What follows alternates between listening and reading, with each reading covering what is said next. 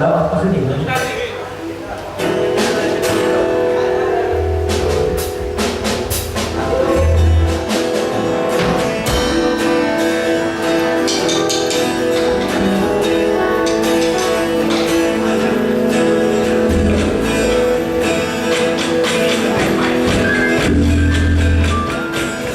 เอาอีกนิดนึง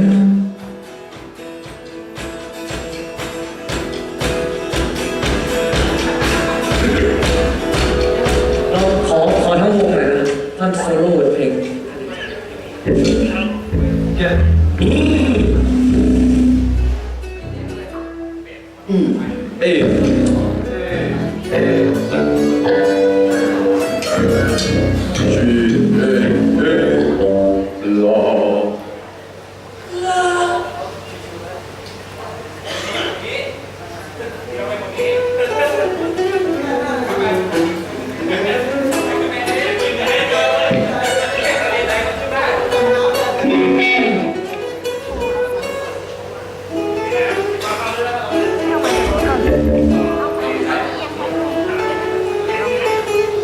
พี่เอากินอะคูสติกขึ้นอีกได้ไหมครับนี่จะเกิดอะไรขึ้นอีก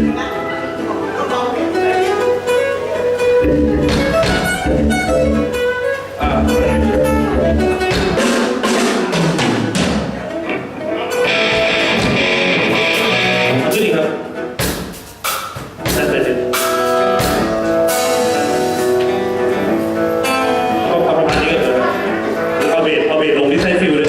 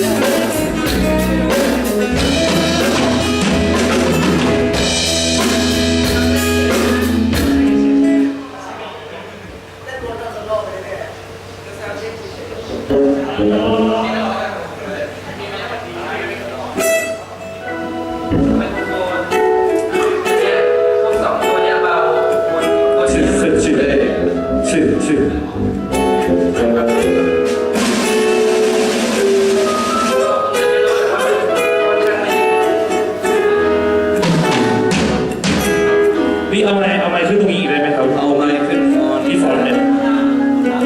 สุดแล้วพี่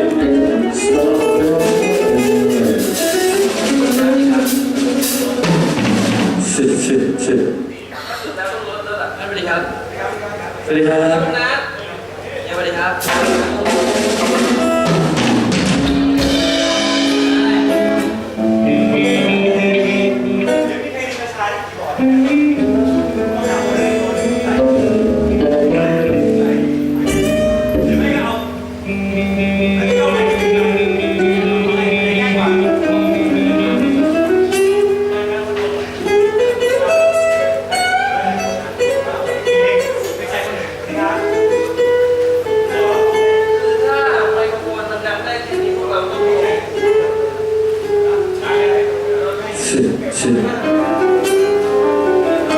นี่ครับคือตรงนี้มันขึ้นไม่ได้ใช่ไหมพี่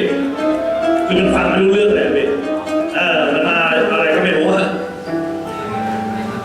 คือเวลามีดนตรีแล้วมันหายเลยครับไม่ใช่ทีนี้ก็กำลังคิดว่า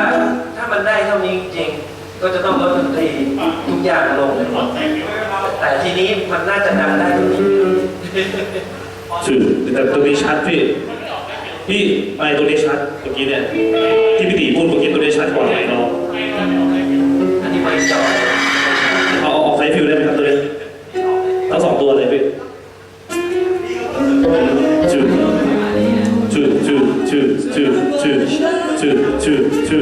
บอร์1ครับชื่อพี่ต้องมีเอก่อนนะครับชื่อผมขึ้นอีกไหมชื่อชื่อ